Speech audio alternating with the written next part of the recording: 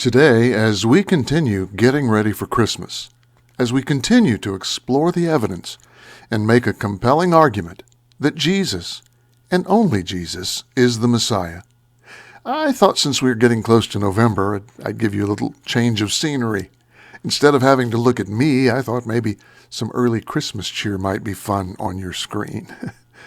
Now remember, this study is important because not only is our belief in the resurrection of Jesus an imperative of the Christian faith, our belief that Jesus, the baby born in a manger, was the Messiah, the one spoken of by the prophets, that is also an imperative of the Christian faith. Jesus himself made that claim.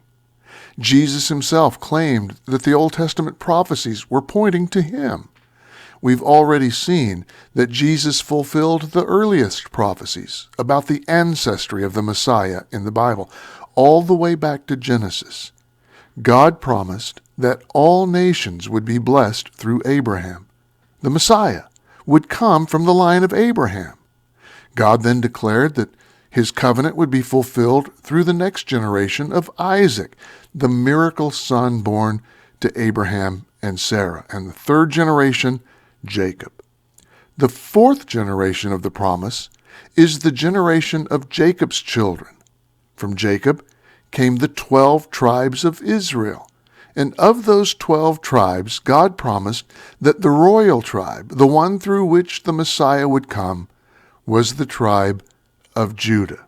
Jacob had prophesied this on his deathbed as he blessed Judah and his brothers. Several generations later, we pick up the story again.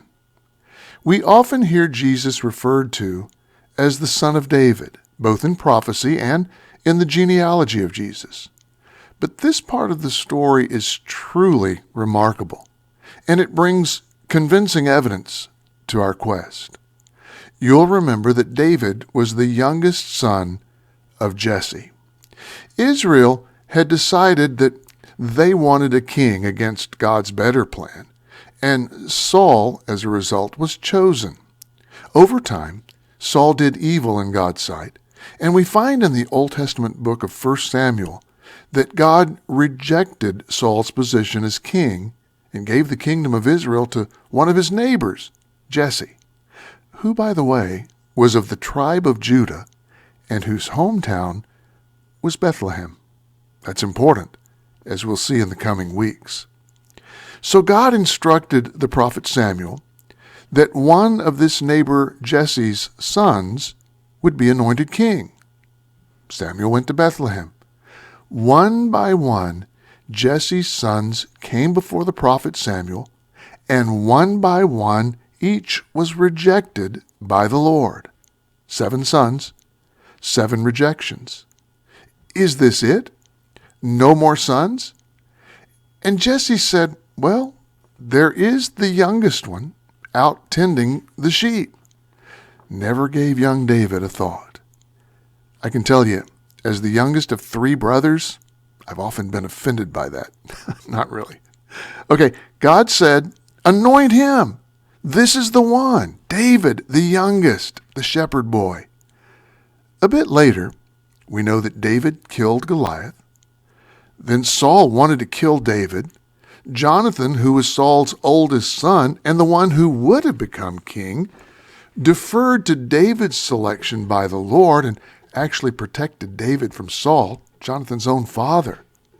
Ironically, as time passed, David saved Saul's life on multiple occasions. But ultimately, Saul was killed and David was anointed as king. We know that David was not perfect, far from it. But the scriptures tell us that he was a man after God's own heart. What a beautiful statement. One of the consequences of David's shortcomings was that he would not build the house of God, the temple. That would be left for his son, Solomon.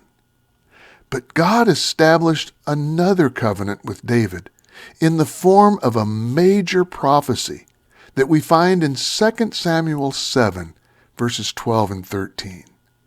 When your days are fulfilled and you rest with your fathers. In other words, after your life is over and you've passed away, God said, I will set up your seed after you, who will come from your body, and I will establish his kingdom.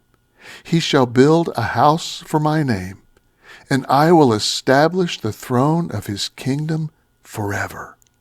Now, in a sense, this clearly refers to David's son Solomon, who would go on and build the temple. But now this covenant is established about a kingdom that is forever. From then on, many of the Old Testament prophets looked back at this covenant with David and longed for the Messiah whose kingdom would never end. You've heard so many times the words of Isaiah chapter 9, verses 6 and 7.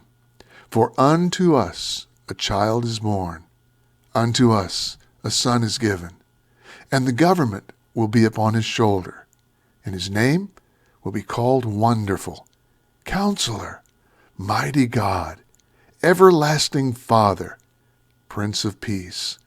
Of the increase of his government and peace there will be no end, upon the throne of David and over his kingdom, to order it and establish it with judgment and justice from that time forward, even forever.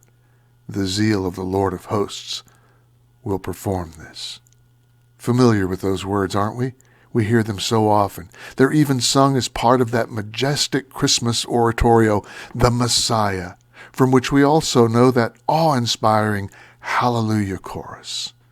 The Messiah whose kingdom would never end, Son of David, tribe of Judah, ancestry back to Jacob, Isaac, and Abraham.